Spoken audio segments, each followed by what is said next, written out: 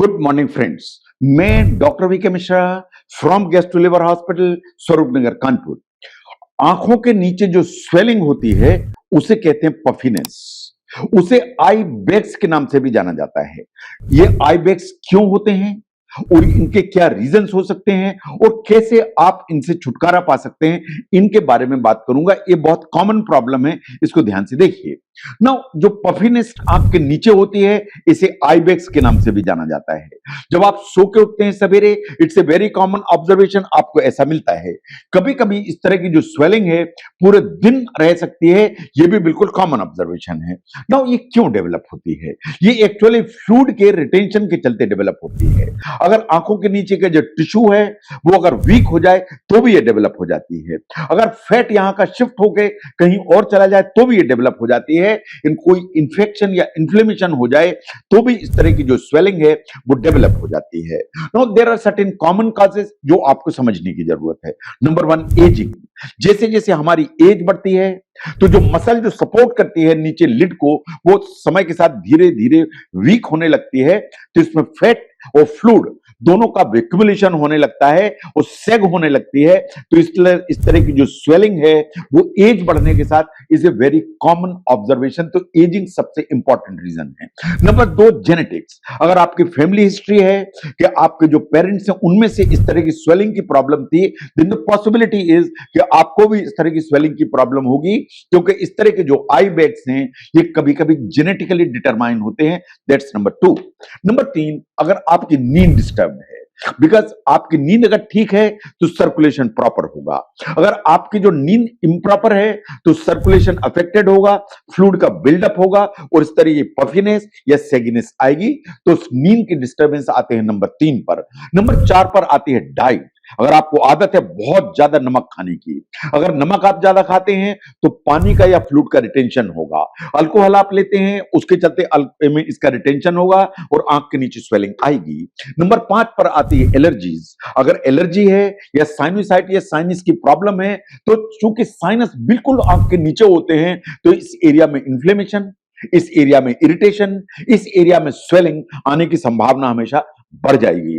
No there are certain lifestyle factors. जैसे अगर आप क्रॉनिक स्मोकर हैं तो जो स्मोकिंग है वो आपकी बॉडी में कोलेजन या कोलेजन टिश्यू उसके फॉर्मेशन को कम करती है, स्वेलिंग आना शुरू हो जाएगी। जो क्रॉनिक स्ट्रेस है वो स्किन के स्ट्रक्चर को अफेक्ट करती है, इन स्वेलिंग आना शुरू हो जाती है।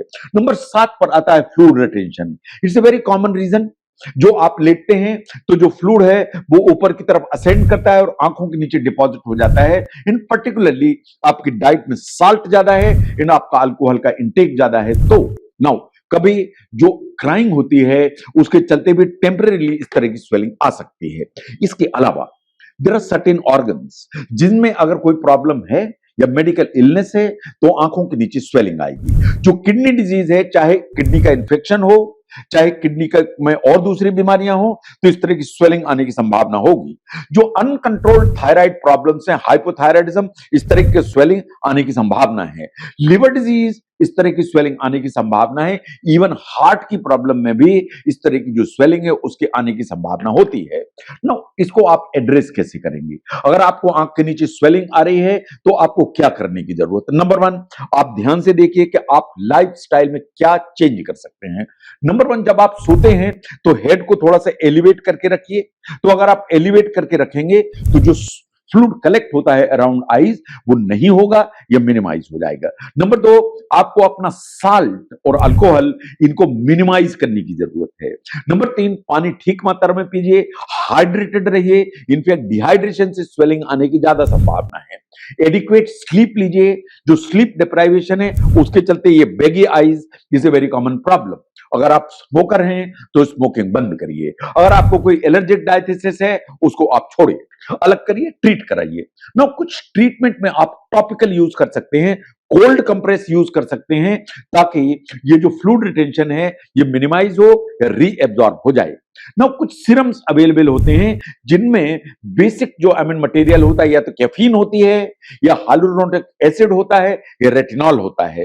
ये तीन चीजों के कॉम्बिनेशन से जो इस तरह की सीरम्स होते हैं ये इस तरह की स्वेलिंग को कम करने की ताकत रखते हैं। ना अगर हम इस तरह की स्वेलिंग को ध्यान से देखें तो यूजुअली ये कॉस्मेटिक कंसर्न है, बहुत ज्यादा परेशानी की बात नहीं है। लेकिन आपकी नजर हमेशा रहना चाहिए कि कहीं कोई किडनी की प्रॉब्लम, कहीं कोई लिवर की प्रॉब्लम तो नहीं डेवलप हो रही है। लेकिन there are certain red flag sign जो आपको ध्यान देने की जरूरत है। अगर आपको लगता है कि स्वेलिंग है लेकिन इसके साथ सीवियर पेन है या देखने में दिक्कत हो रही है, आपको तुरंत ही डॉक्टर से बात करने की जरूरत है। अगर इस तरह की स्वेलिंग है, साथ में स्किन में रैश है, बहुत लालामी है, बहुत खुजली है, आपको अपने डॉक्टर से बात करने की जरूरत है। आपको लगता है कि इस तरह की स्वेलिंग लगातार बनी हुई है और वो ठीक नहीं हो रही, तो भी आपको डॉक्टर से बात करने की जरूरत है। और आपको लगता है इसकी स्वेलिंग एक तरफ की आई में है, दूसरे में नहीं है, तो आपको अपने डॉक्टर से जरूर बात करने की जरूरत है। तो अगर हम ध्यान से देखें कि आंख के नीचे जो स्वेलिंग होती है या पफिनेस होती है, इसको आई बैग्स के नाम से भी जाना जाता है।